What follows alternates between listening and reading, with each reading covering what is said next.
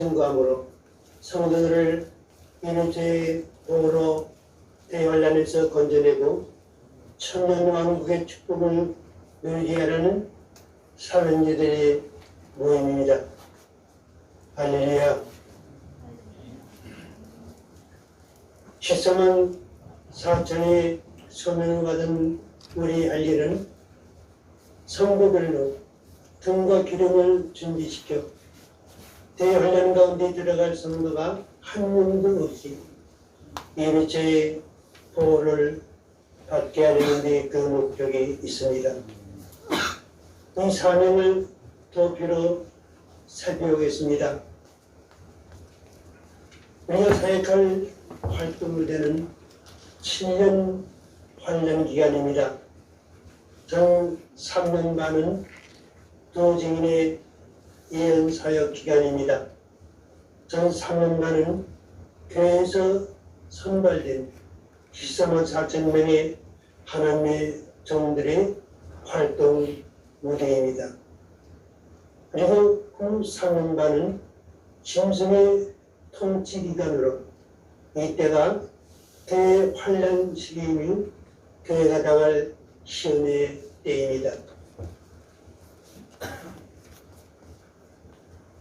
두 증인은 전 3년간의 예언의 사역을 통해서 교회에서 미련한 처녀와 슬기로운 처녀들을 갈라놓게 됩니다. 7년 환란 중 교회에는 후 4년간이 이르기 이전 5달 동안의 첫째화라고 하는 환란 시기가 있습니다. 이 환란 기간을 통해서 하나님의 교회는 하나님의 연단을 받게 됩니다. 이 연단을 통해서 교회를 돈과 점이 없는 신부로 정결케 하시며 죽정이를 최종적으로 갈라내심으로 힘을 입은 슬기로운 처녀들로 첫대교회를 이루시는 것입니다. 이 첫대교회가 하나님의 임의처로 옮겨지게 됩니다. 첫대교회를 이룬 교회가 하나님의 권능으로 임의처로 옮겨지게 되고 두 증인은 짐승과 더불어 싸우다가 순교함으로 전 3번이 마감하게 되는 것입니다. 이제 지상에 남아있는 사람들은 임의처에서 탈락된 미련한 처녀들과 세상에서 살아가는 모든 인류들입니다. 교회는 성도들의 절반가량이 대환란에 떨어지게 되며 이들은 너무나도 무서운 시험의 때를 지내야 하는 것입니다. 아마 교회 역사상 가장 영광스럽고 바람직한 하나님의 사역은 두 증인의 예언 사역일 것입니다. 우리 방평소리 회원들은 이 사역을 소망으로 삼고 기도하면서 준비하는 목회자들입니다. 우리는 우리 같은 소망이 결코 허황된 소망이 아니라는 사실을 성경에서 그 근거를 찾아 흔들리지 말고 그 사명을 이루어야 할 사람들입니다. 아멘. 성경은 두 증인에 대해 그들이 누구인가에 대한 분명한 해답을 주고 있습니다. 요한계시록 11장 4절에서 두 증인에 대해 두 감람나무와 두 촛대라고 해석해주고 있습니다. 두 감람나무와 두 촛대는 모세와 엘리야를 가리킨 것이 아닙니다. 성경에서 두 감람나무는 스룹바벨과 여호수아를 가리킵니다. 이는 교회에 사명받은 하나님의 종들을 상징해주고 있습니다. 두 촛대는 성령이 임재하시는 하나님의 교회를 말합니다. 이 같은 교회는 두 증인이 기름 부음 받은 하나님의 종들로 성령의 감동을 받아 하나님의 사역을 이룰 사명자를 가리키는 것입니다. 그리고 이들은 요한계시록 7장 4절에서 이스라엘 각 지파 중에서 인맞은 14만 4천 명의 우리 하나님의 종들이라고 말씀해 주고 있습니다. 우리 하나님의 종들이는 교회 목회자들을 지칭하는 말입니다. 두 증인의 등장 과정을 보면 하나님께서는 두 증인을 교회에서 미리 준비시키십니다. 마태복음 24장에서 이들은 죄 재림을 단언하며 그 소식을 전하는 종들이라고 했습니다. 요한계시록 10장에서 이들은 정말에 하나님의 종들에게 주어진 사명을 깨닫고 그 사명을 위하여 작은 책을 받아먹고 기도하는 종들이라고 했습니다. 우리는 성경에서 두 증인들의 등장 과정을 살필 수 있습니다. 두 증인은 요한계시록 6장에서 석지인을 떼울 때 등장하는 흰말의 활동으로 사역하게 됩니다. 두 증인은 7장에서 교회 중에서 선발된 하나님의 종들입니다. 두 증인은 10장에서 예언의 사명교도 부르시고 작은 책을 받아 먹게 함으로 준비시키십니다. 두 증인은 14장에 그들의 자격이 나오는데 그 기준이 신실하고 흠이 없는 원적인 목회자들입니다. 두 증인은 사명을 마친 후 하늘에 올라가 19장에서 하늘 군대로 주님과 함께 지상에 내려옵니다. 다음에 두 증인의 예언 사역에 대해 알아보도록 하겠습니다. 앞으로 적극적인 짐승은 열국과 더불어 7년 평화조약을 맺게 됩니다. 그때부터 세상은 7년 환란에 들어가며 두 증인의 1260일간의 예언의 사역이 시작되는 것입니다. 두 증인의 선발 기준을 보면 두 증인은 마태복음 24장에서 주님이 말씀하신 바 충성되고 지혜 있는 종들 중에서 뽑을 것입니다. 요한계시록 14장에서 보여준 그들의 자격을 보면 모험적인 하나님의 종들 가운데서 선발하게 됩니다. 계시록 10장에서 말씀하시기를 표라인 작은 책을 받아먹고 예언사에게 사명을 위해 필요한 종들 중에서 뽑을 것이라고 했습니다. 이들은 순기로서 주어진 사명을 완수하게 됩니다. 이들은 하늘 시온산으로 부활 승천합니다. 이들은 하늘 군대로 백마 타고 아마겟돈에 내려옵니다. 이들은 첫째 부활자로 천년왕국에서 왕노를 하게 됩니다. 예수님이 피로 말씀하신 열천의 경우를 보면 그 말씀 가운데 7년 8년 중에 있을 교회의 모습과 또 주의 예언 사역과 이미 죄의 보호와 대환란에 떨어져 환란을 겪어야 할 미련한 성도들의 모습을 자세히 살필 수가 있습니다. 1절에 나오는 10명의 처녀는 구원받은 교회의 성도들입니다. 죄의 재림은 교회적인 문제이기 때문에 모든 성도들이 예수님의 재림을 믿고 있으며 그 재림을 소망으로 살아가고 있습니다.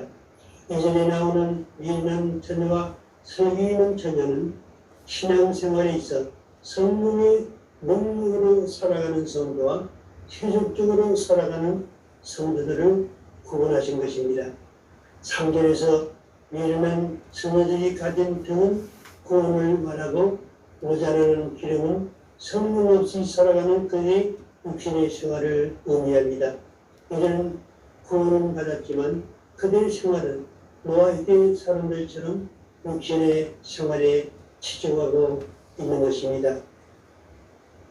4절 말씀에서 설기 있는 처녀들은 그의 기름을 채운 성도들로 성령에 충만한 생활을 하는 성도들을 가리킵니다. 5절 말씀은 죄의 재림을 대망하며 살아가는 성도들이 그 재림의 시기가 늦어지므로 그들의 신앙 상태가 졸며 자는 지경에 이른 것을 의미합니다. 지금 우리들 교회의 영적 상태가 바로 이런 상태에 놓여 있는 것입니다. 6절에서 밤중에 소리가 들렸습니다. 여기서 밤중이란 음모교의 동작으로 그가 깊은 영적 흑암에 빠져있는 상태를 말합니다. 이런 시기는 즉 그리스도의 하늘의 언약을 맺는 7년 환란 전후의 영적 상태를 의미하고 있는 것입니다. 이런 영적 어두움 중에 두 증인의 예언 사역이 시작되는 것입니다. 보라, 신랑이르다 마저로 나오라는 외침은 두 증인의 예언 사역을 가리킵니다. 7절 말씀에서 이때의 그 처녀들이 모두 일어나 등을 준비합니다. 여기서 등을 준비한다는 말은 등의 기름을 준비한다는 뜻으로 그들의 회개를 의미합니다.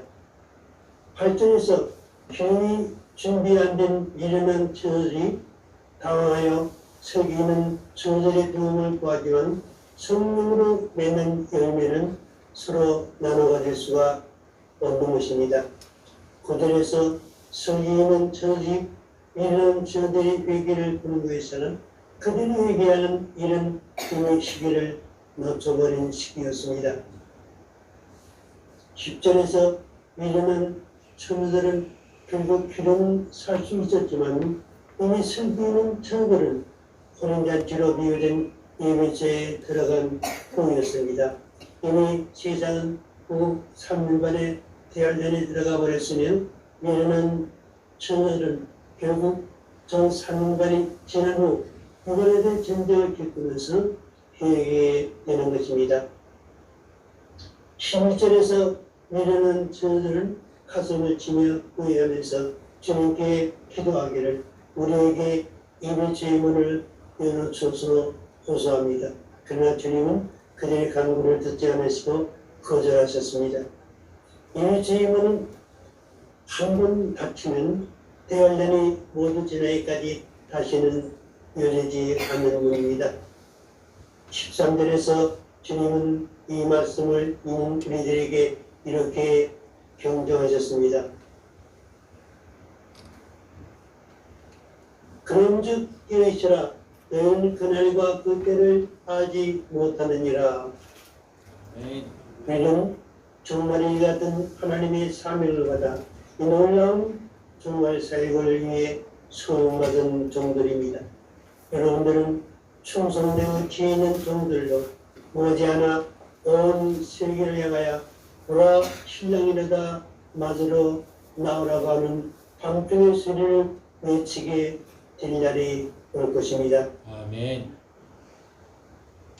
모쪼록 이번 수련회가 하나님이 주신 이 같은 여러분의 사명을 굳게 다지는 계기가 될 수 있기를 축원합니다. 아멘. 감사합니다. 안녕히 계세요. 아멘. 감사합니다. 우리 오늘 강의하신 분이 93세이십니다. 93세이신데도 이렇게 강의를 하고 계십니다. 지금도 한 달에 한 번씩 매월 첫째 주 월요일 오전 11시에 강의를 줌으로 하십니다. 이거는 누구든지 그 줌에 오셔서 이렇게 강의를 들을 수가 있습니다. 그래서 여러분들도 이제 그 매월 첫째 주 월요일 오전 11시에 직접 한 40분 정도 이렇게 강의를 하시는데요. 우리 민 목사님 강의를 계속 들으시면 많은 두 증인의 사명에 큰 위로가 될 줄 믿습니다. 오늘은 교재가 우리 서기 목사님, 우리 장 목사님께서 교재를 너무 잘 만들었습니다. 교재에서 이렇게 보면 적그리스도와 거짓 선지자의 실체다 라고 이야기를 합니다.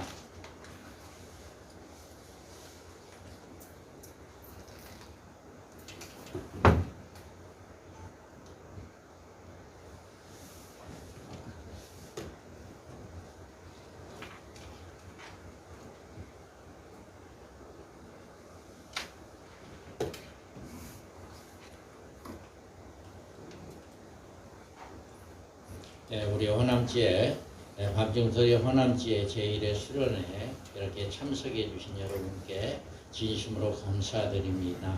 우리는 첫째 부활의 소망을 가지고 두 증인의 사명을 준비하는 하나님의 종들입니다. 우리의 만남은 어느 만남보다도 가장 소중한 만남인 줄 믿습니다. 우리가 오늘 여기서 보면 우리 수련회 1강의로 오늘 적그리스도와 거짓 선지자의 실체에 대해서 한 시간 말씀을 드리겠는데요. 먼저 서론으로 우리 밤중소리 사역회는 우리 밤중소리 사역회의 호남지의 수련회에 이렇게 참석해 주시고 우리 밤중소리 사역회는 이 예언의 말씀을 담대히 증거함으로 우리의 모든 성도들 닥쳐올 대환란에서 건져내고 천년왕국의 축복을 받는 귀한 신부단장하는 사명자인 줄 믿습니다. 그래서 이번 수련회에 통해서 성령 충만하시고 두 증인의 사명을 잘 감당하는 은혜가 넘치시기를 바랍니다. 우리가 적그리스도의 등장과 인류의 종말과는 밀접한 관계를 가지고 있습니다. 적그리스도는 반드시 인류 종말에 등장하기 때문입니다. 우리는 인류의 종말이 일어나는 온 인류를 미혹하고 멸망의 표식인 짐승의 표를 받게 하며 사망으로 인도할 적그리스도는 오직 인격적인 한 명의 실존 인물이란 사실을 알고 그자의 정체와 등장 모습에 대해서 성경적인 확실한 지식을 가지고 있어야 합니다. 그래서 우리가 그 지식이 있는 자만이 우리가 누가 적그리스도가 된다, 누가 적그리스도이다 라고 하는 것을 우리가 바로 알 수가 있습니다. 그래서 먼저 적그리스도에 대한 성경적인 고찰을 우리가 살펴보면 성경에서 일반적으로 말하는 적그리스도는 실제적인 적그리스도를 가리키고 있는 것이 아닙니다. 그래서 우리는 이 사도 바울 서신에서 보면 이 적그리스도에 관해서 언급하고 있는데요. 자, 우리가 요한일서 2장 22절에 보면 거짓말 하는 자가 누구냐? 예수께서 그리스도이심을 부인하는 자가 아니냐? 아버지와 아들을 부인하는 그가 적그리스도니. 아멘. 여기서 나온 바울의 말한 적그리스도는 종말에 등장할 적그리스도를 지칭한 것이 아닙니다. 개념상의 적그리스도의 존재를 의미하고 있는 것입니다. 아버지의 아들을 부인하는 자는 이 세상에 얼마든지 있습니다. 그러나 그런 자가 모두 적그리스도가 아니다라고 하는 것을 알 수가 있습니다. 그래서 아버지와 아들을 부인하는 그가 많다라고 이렇게 말씀을 하고 있습니다. 또 요한일서 2장 18절에 보면 아이들아 지금은 마지막 때라 적그리스도가 오리라는 말을 너희가 들은 것과 같이 지금도 많은 적그리스도가 일어났으니 그러므로 우리가 마지막 때인 줄을 아노라. 아멘. 요한은 여기에서 이 말씀은 마지막 때 적그리스도가 오리라고 하는 이 말은 단수를 이야기하는 거예요. 실존 인물, 앞으로 오게 되는 그 인물을 이야기하고 있고요. 그래서 적그리스도는 종말에 등장할 단일적인 실제적인 적그리스도를 가리키는 말입니다. 그리고 여기에서 보면 지금도 많은 적그리스도가 일어났다 이렇게 이야기를 하고 있잖아요. 그래서 이러므로 우리는 마지막 때인 줄 아노라. 이 한 적그리스도는 먼저 말한 적그리스도와 구별시킨 적그리스도로 많은 적그리스도라는 표현을 사용하므로 적그리스도에 구별시키고 있다는 것입니다. 그래서 인류 역사상에 인류 종말에 등장할 적그리스도와 같은 종류의 하나님의 대적자들이 많이 일어납니다. 그래서 일곱 머리로 나오는 역사상 일곱 제국의 왕들도 이런 존재들이었습니다. 그래서 일본의 보조도, 독일의 히틀러도, 이태리의 무소니니도 이런 유해 인물들이다라고 볼 수 있습니다. 그러므로 많은 적그리스도들은 적그리스도를 닮은 유형의 많은 하나님의 대적자들을 의미한다라고 하는 것을 우리가 볼 수가 있습니다.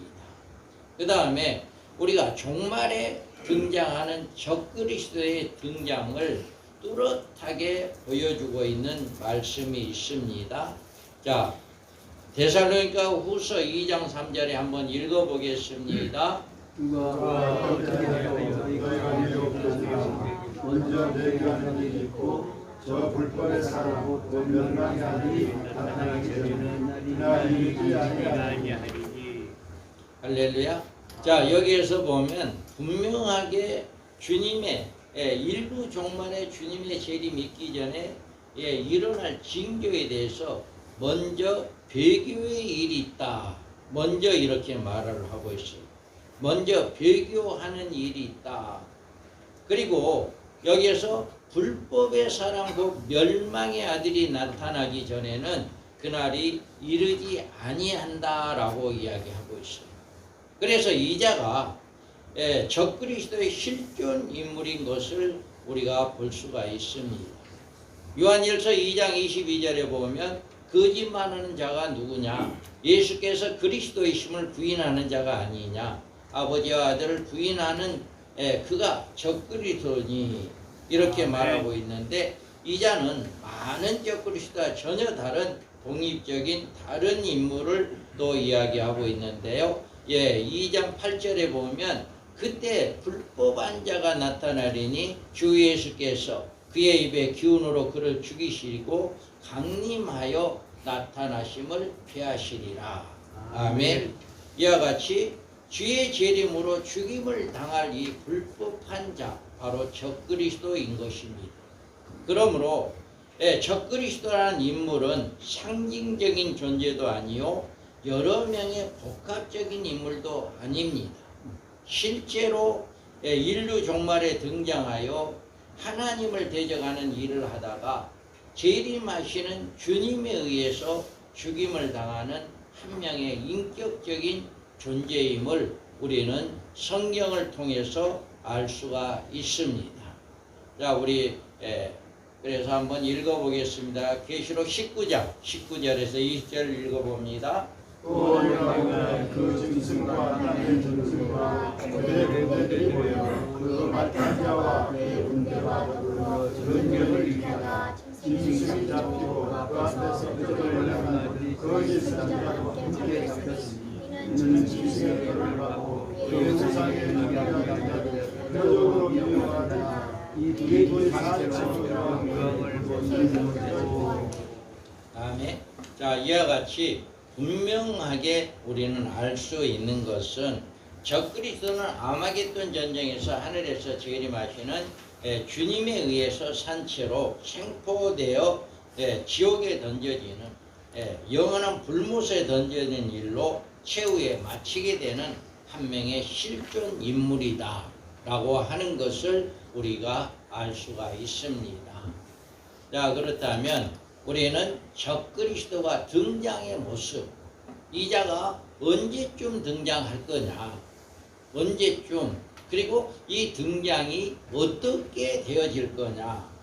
우리가 만약 적그리스도가 어떤 모양으로 등장하느냐에 대한 계시를 모른다면 적그리스도가 등장을 해도 그 자에 대해서 아무런 경계심도 갖지 아니할 것입니다. 그래서 우리는 성경에서 이자에 대해서 등장의 모습에 대한 계시를 보여주고 있기 때문에 우리는 이 예언의 말씀을 잘 배우고 깨닫기만 하면 적그리스도가 누구인가에 대해서 분명하게 알게 되는 것입니다.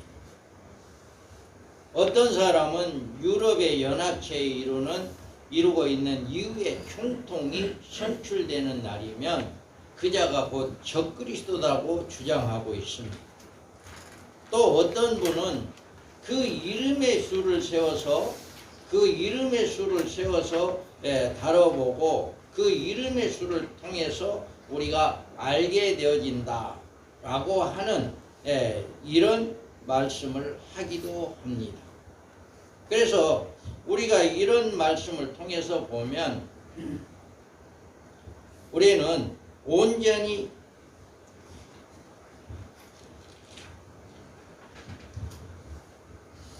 또 어떤 사람은 이유의 총수이건 그 이름의 수가 666이건 이런 것들이 적그리스도 정확한 정체를 알 수 있는 것이 아니다라고 하는 거예요.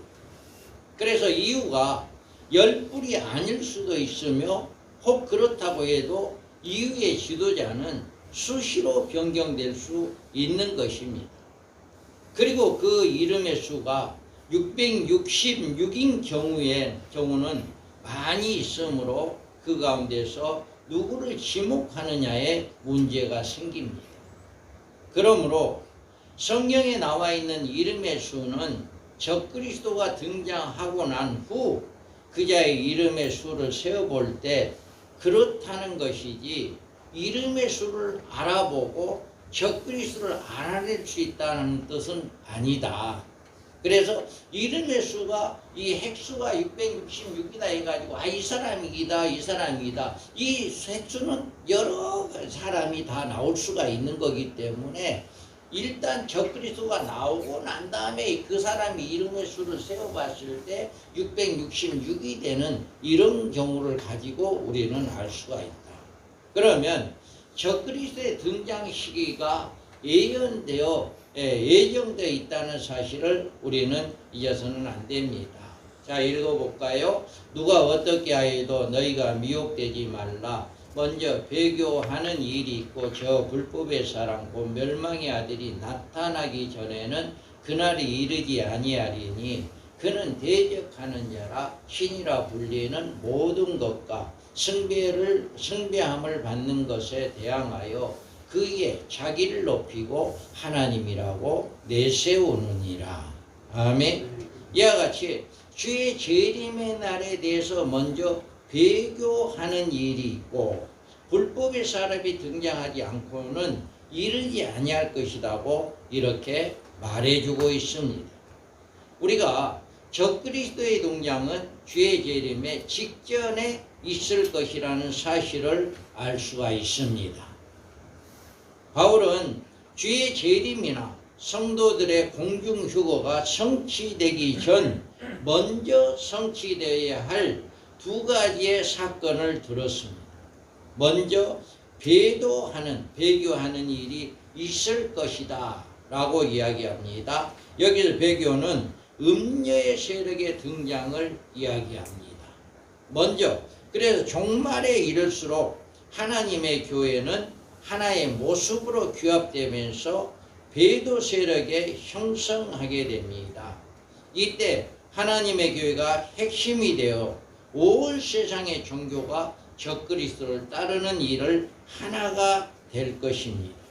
그리고 적그리스도가 등장했을 때 그를 메시아로 받아들이고 그를 세상에 소개하게 될 것이다. 바로 이와 같이 적그리스도의 등장 시기가 예정되어 있다 하는 사실을 여러분 기억하시기 바랍니다. 그래서 먼저 이 배교하는 사건들이 많은 교회들이 이단시 되어지는 이제 많은 지금 현재 많은 이단 단체들이 많이 있잖아요. 그런 단체들이 전 세계적으로 하나가 규합되어지는 이렇게 해서 이제 앞으로 적그리스도를 섬기게 되는 이런 일들이 먼저 일어나게 된다. 그래서 이런 일들이 있어야 한다라고 하는 것입니다.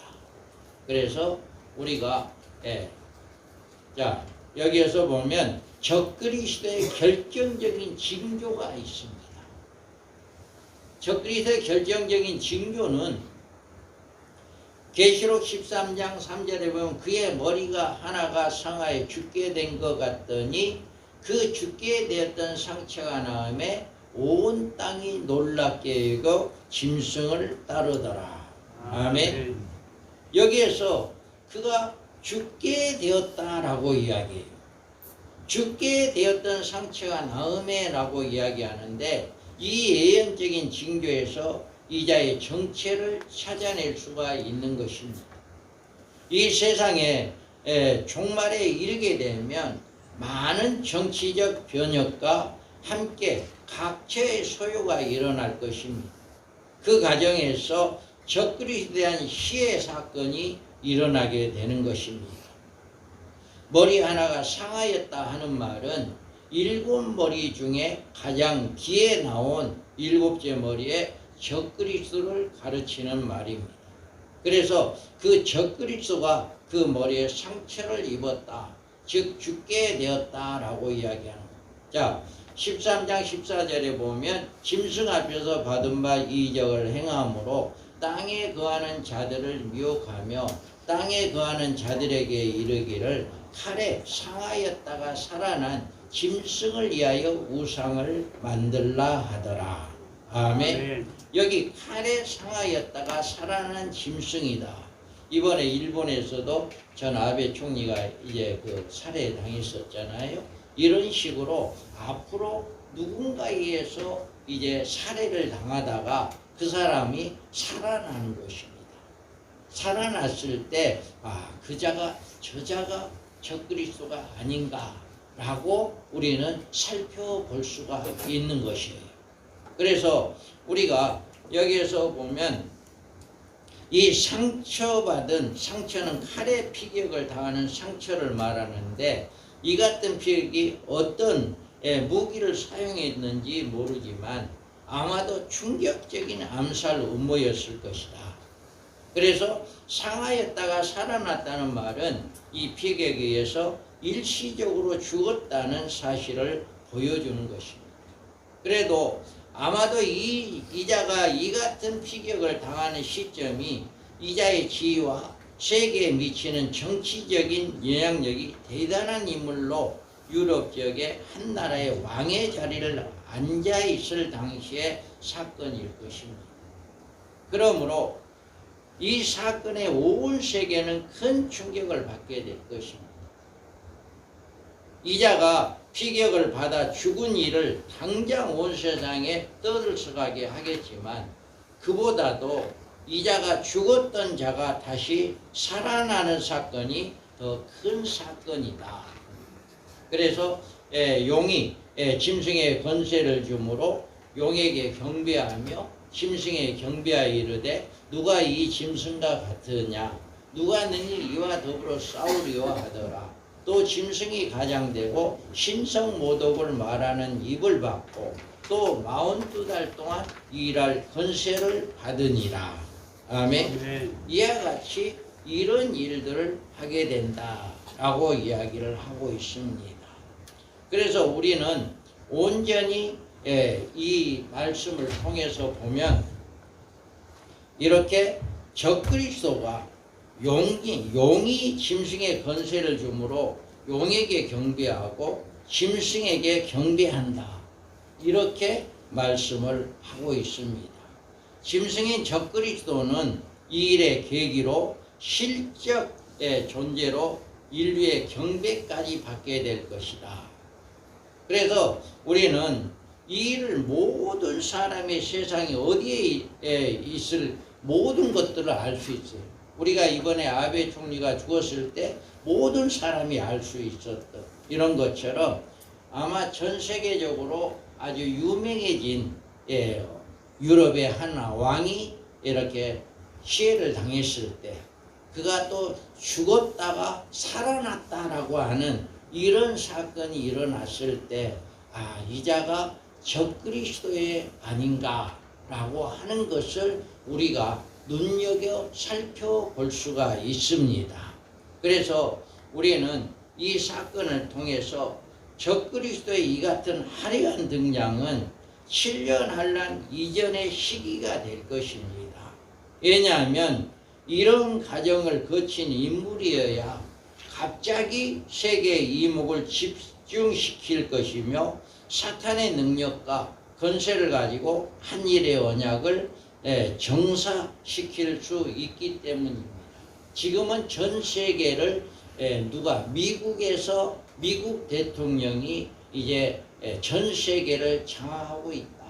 전 세계의 모든 이목이 미국에서 그 영향력을 가지고 있습니다. 아직까지는. 그런데 앞으로는 이렇게 적그리스도가 나오게 될 때가 되면 앞으로는 미국이 달라집니다. 이제 EU 쪽에 대통령이 나와서 이제 미국의 대통령이 어떤 영향력이 적어지는 이런 일이 있게 되는 거예요. 그래서 아직은 미국이 이렇게 미국 대통령이 영향력을 낼 수 있다고 하는 것은 아직 적그리스도가 나오지 않았다라고 하는 것을 볼 수 있고요. 앞으로 미국이 이제 이렇게 영향력이 줄어들고 유럽 쪽에 이제 영향력이 높아지는 이런 일이 일어나게 될 것인데, 이런 일이 일어날 때 이제 적그리스도가 나올 때가 얼마 되지 않았구나 라고 하는 것을 우리는 눈여겨볼 수가 있습니다. 그래서 우리가 이때 이자가 눈을 놀러 주목을 하는데, 이자는 인류 메시아로 아니면 인류 전쟁과 기근의 재앙으로 건져낼 지도자로 이제 이렇게 오히려 인류 멸망을 이끌어가는 천사의 노후를 이장하고 적그리스도라는 사실을 우리는 간파해야 한다. 앞으로 지금 우크라이나의 전쟁이 왜 일어난 줄 아세요? 우크라이나 전쟁은요, 희생양입니다. 미국과 러시아의 희생양이 우크라이나예요. 왜 그러냐면 이제 미국에서 2030년 동안 전기차를 쓴다고 이제 이야기를 했어요. 그래서 거의 한 80%가 전기차를 쓴다. 이렇게 이야기를 하니까 석유를 가지고 있는 사우디나 러시아나 이런 산유 국가들이 이제는 자동차에 기름을 안 쓰게 된다라고 한다면 자기들의 역량이 떨어지는 거잖아요. 자기들이 결과적으로는 망하게 되는 거예요. 그러니까 러시아에서는 이제 우크라이나를 핑계 삼아서 공격한 거예요. 그래서 러시아가 뭐 하기 위해서요? 미국에 이제 전기차를 쓰겠다라고 하는 그것에 반응하기 위해서 이제 전쟁을 일으킨 거죠. 그래서 러시아는요, 지금 이 전쟁을 통해서 엄청난 돈을 벌었습니다. 많은 이제 뭐 EU에서는 러시아의 기름을 받지 말라, 받으면 안 된다, 이렇게 EU에서는 그렇게 이야기를 하고 있지만 뒤에서는 다 받는 거예요. 뒤에서는 받아가지고 이 몇 개월 동안 엄청난 돈을 벌었습니다. 러시아. 그래서 이제 이 결국이 전쟁이 빨리 끝날 수도 있어요. 그런데 빨리 끝날 수가 없는 거예요. 장기전으로 가는 거예요. 왜요? 러시아가 전쟁 이제 범죄자다라고 해가지고 이제 모든 것을 책임져야 하기 때문에 그것을 전쟁이 끝나면 그것이 이제 전 세계적으로 재판이 들어가기 때문에 그런 것 때문에라도 지금 전쟁을 끌고 가고 있는 거예요. 이길 수도 있는데 만에 하나 해가 하나만 터뜨려도 이겨버리는 거잖아요. 그런데 그렇게 하지 않고 지금 장기간을 끌고 가고 있는 것이 바로 그런 것이다. 결국은 미국과 러시아의 싸움에서 우크라이나는 희생양이에요. 희생양으로 그렇게 지금 많은 사람들이 죽어가고 있다. 그래서 우리가 많은 사람들이 이번 전쟁을 통해서 이제 4대 열국에서 이제 곧 어떻게 나올 거 아니냐, 그렇게도 예상을 하고 있는데 이 전쟁은 아직은 아니다. 자기들의 실전을 이익을 얻기 위해서 일으키는 전쟁이지 4대 열강에 대한 것은 아니다 라고 하는 것을 우리가 알 수가 있고요. 또 한 가지 알 수 있는 것은 앞으로 러시아가 공격할 겁니다. 예루살렘을 공격하는데 러시아가 주동이 될 거예요. 그런데 이번에 이 전쟁을 통해서 충분하게 러시아가 예루살렘을 공격하게 공격하게 될 것이다 라고 하는 가능성을 보여준 거예요. 그래서 우리는 이런 전쟁을 통해서도 앞으로 적그리스도가 어떻게 나올 것이다, 어떻게 등장할 것이다 라고 하는 이런 결정적인 징조를 통해서 우리가 알 수가 있고, 앞으로 되어지는 그런 모든 것들을 통해서 우리는 알 수가 있다.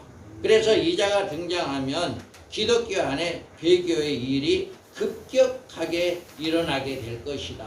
앞으로는요, 정말 우리 배교의 일이 급격하게 일어날 겁니다. 많은 교회들이 이제 이단시 되어지는 이제 그런 교회로 넘어지는, 그리고 깨어있는 교회들, 깨어있는 종들은 이제 바로 신문에 탈퇴 공고도 또 많이 나오게 될 거예요. 예를 들어서 저는 이제 합동인데, 합동에서 예를 들어서 이제 이단시의 총회에서 결정을 해서 우리는 다 어디 이단에 들어간다 라고 그렇게 한다고 한다면 저는 바로 탈퇴합니다. 음리와 짝해서는 안 되기 때문에. 그래서 얼마든지 우리는 탈퇴 방법을, 탈퇴를 해서라도 그렇게 이단과 합류하지 않는 이런 일들을 해야 합니다. 그래서 우리가 이렇게 적그리스도의 등장이 어떻게 이루어진다. 그리고 적그리스도의 결정적인 징조는 다른 거 아닙니다. 우리 예수님께서 메시아로 오셨지만 메시아로 인정될 때가 언제였습니까? 바로 십자가에 죽으실 때였습니다. 십자가에 죽으실 때 그 십자가를 바라보고 있는 모든 사람이 저자가 진짜 메시아다라고 이야기를 했습니다. 그래서 많은 사람들이 예수님이 십자가에 죽으실 때 이렇게 메시아로 인정을 받았던 것처럼 적그리스도 역시 이 사람이 죽었다가 살아나는 사건이 일어나야 합니다. 그래서 이 사건이 일어나면 아마 전 세계적으로 이제 많은 각 나라 왕이 소천을 하게 된다면 각 나라에서 이제 대사들을 보내잖아요. 그래서 보내는 그런 단계에 있어서 아마 각 나라의 모든 대사들이 가서 그 장례식장에 참여했는데 그때 그 사람이 일어나 버리는 거예요. 살아나 버리는 거예요. 그러니까 이자가 진짜 메시아다. 이자가 우리가 기다리는 메시아다라고 인정을 해버리는 이런 역사가 일어나고, 또 이 사람에게는 용이 짐승의 권세를 준다고 이야기했잖아요. 그러니까 이 용은 옛뺀 용, 마귀잖아요. 그런데 이 마귀가 이 권세를 줬으므로 용에게 경배하며 짐승에게 경배하여 이르되 누가 이 짐승과 같으냐, 누가 능히 이와 더불어 싸우려 하더라. 이와 같이 그 누구도 이 적그리스도를 대적할 자가 없습니다. 전 세계적으로. 지금 이제 아직까지는 미국이 대통령이 좀 힘을 가지고 있잖아요. 그래서 미국 대통령을 아직은 대적할 자가 없다. 이렇게 하는 것처럼 앞으로 이렇게 짐승이 나오게 되고 이 사람이 죽었다가 살아나는 이런 일이 있게 될 때 이렇게 용의 권세를 받음으로 그 누구도 전 세계적으로 이 사람을 대적할 사람이 없는 그런 사람으로 되어지게 될 것입니다. 그래서 이자가 이렇게 유럽 지역의 10나라를 규합하여 10부를 형성하게 될 것이다. 이자 10부를 이끌고 세계 정치의 중앙 무대에 우뚝 서서 새로운 세계 질서를 세우게 될 것이다. 여러분, 앞으로 조금 전에도 제가 말씀했습니다마는 미국 앞으로 힘이 없어집니다. 그리고 유럽이 앞으로 힘이 세집니다. 유럽 연합국이 힘이 세질 것입니다.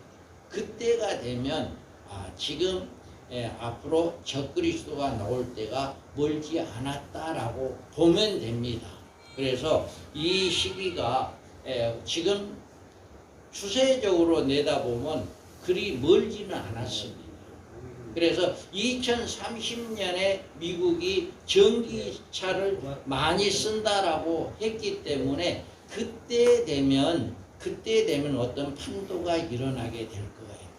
2030년, 2030년에 이제 미국이 전기차를 많이 쓴다. 그때 되면 한 80% 이상이 뭐 60% 이상이 전기차를 쓴다라고 이렇게 했기 때문에 그때가 되면은 어떤 지각 변동이 일어나지 않을까. 이렇게 지금 경제학자들이 많이 내다보고 있습니다. 그래서 이자가 인류에 큰 공포를 주고 있는 세계 핵전쟁에 잠정적으로 멈추게 하는 한일의 언약을 성취시킬 것이다.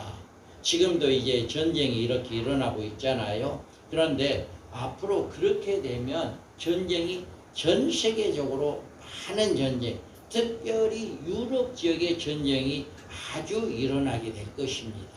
그래서 예루살렘과 이제 유럽 지역이 이렇게 전쟁을 일으키는데 뭐 이번에도 러시아 전쟁 때 핵을 쓰니 안 쓰니 이런 이야기가 조금 나오다가 들어가 버렸잖아요. 그랬는데 앞으로 그 유럽 지역에 전쟁이 일어나게 된다면 핵에 대한 이야기가 많이 나올 겁니다. 지금 전 세계적으로 핵을 보유하고 있는 나라가 많습니다. 그렇기 때문에 그 어느 나라에서 핵을 써버리면 누구나 할 것 없이 다 핵을 쓸 수가 있어요. 그래서 그런 일들을 하기 전에 이 죽었다가 살아난 이자가 야 우리가 핵을 쓰게 된다면 다 죽게 되니까 언약을 맺자. 한일의 언약 7년 동안 평화조약을 맺자. 그렇게 해가지고 이 사람이 전쟁을 막습니다. 전쟁을 막아서 이제 평화조약을 맺는 그게 바로 한일의 언약입니다. 그 한일의 언약이 우리가 말하는 주님이 오실 한일의 언약이 나옵니다. 바로 그 한일의 언약과 동시에 이제 두 증인들이 같이 사역을 시작하는 그 시점이 되게 되는 것입니다. 그래서 이자가 예루살렘에 들어가 거룩한 곳에 앉아 자기의 하나님이라고 이렇게 자존할 이런 일들이 일어나게 된다라고 하는 것이에요. 그래서 우리는 지금 인류의 역사에 주의 재림의 날을 목표로 이제 달려가고 있는데 이제 적그리스도에 등장시키는 사탄의 음모도 활발하게 증거되고 있습니다. 우리는 성경에 이처럼 예언해주고 있는 이 적그리스도의 등장 이거를 항상 눈여겨보셔야 합니다. 항상 눈여겨보시고 이 적그리스도가 이렇게 결정적인 징조를 여러분이 잘 알고 그래서 이 유럽 지역의 어느 한 왕이 죽었다가 시해를 그것도 질병이 아닙니다. 질병이 아니고 누군가에 의해서 죽임을 당하는 살해를 당하는 그런 일이 있고 난 다음에 이 사람이 다시 살아난다 라고 한다면 그 사람이 적그리스도임을 이렇게 주시해 볼 수 있고 또 두 가지의 사건은 그자가 한일의 언약을 이루어야 합니다. 그래서 그자가 그때가 된다면 전 세계적으로는 인물이 되기 때문에 그자의 말이라면 누구도 말을 들어줄 수 있는 그런 사람이기 때문에 전쟁이 핵이 터질라 말라 하는 그 시점에서 핵을 중지시키는 전쟁을 중지시키는 그런 일을 하게 될 것이다.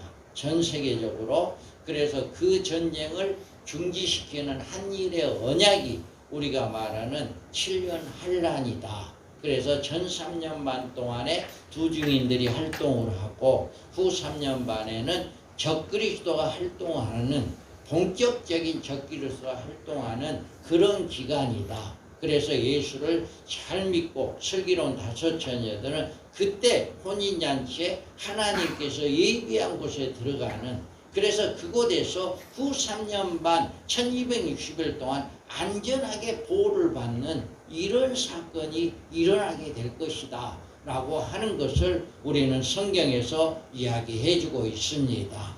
그래서 우리가 오늘 첫 시간에는 이 적그리스도의 등장 이자가 과연 어떤 일을 할 것인가 앞으로 이제 제가 이제 하는 2강의, 3강의 해가지고 적그리스도의 실체가 완전히 드러나는 이런 말씀을 제가 해드리겠습니다. 그게 성경에 있는 말씀입니다. 그래서 여러분들이 이번 수련회를 통해서 적그리스도의 실체를 확실하게 알고 이제는 누가 뭐라 하더라도 요동하지 않는 믿음 되기를 바랍니다. 그래서 누가 뭐라 하더라도 성도들에게 내가 먼저 알아야만이 성도들을 가르쳐 줄 수가 있습니다.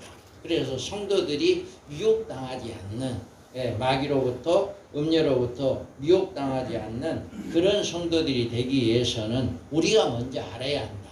그래서 적그리스도를 분명하게 두 가지 사건입니다. 두 가지 사건, 결정적인 징조가 있어야 한다라고 하는 것 꼭 여러분 기억하시고요. 우리가 또 그자가 한 일의 언약을 맺으신다라고 하는 것도 꼭 기억하시기 바랍니다. 이 자가 언젠가는 우리에게 이렇게 반드시 눈앞에 나타날 때가 될 겁니다. 그래서 우리 사역이 정말 그자가 나타나면 우리도 동시다발로 같이 하나님은 두 징으로 쓰임받게 되어진다라고 하는 것입니다. 그래서 꼭 우리 밤중설이 사역회는 두 증인의 사명을 내가 정말 마지막 때 1260일 동안 영원한 복음을 증가하는 하나님의 종들이 된다라고 하는 그 소망을 갖는 그런 믿음의 우리 모든 귀한 목사님들, 사모님들 되시기를 주님의 이름으로 축복합니다. 아멘. 아멘. 기도합니다. 하나님 아버지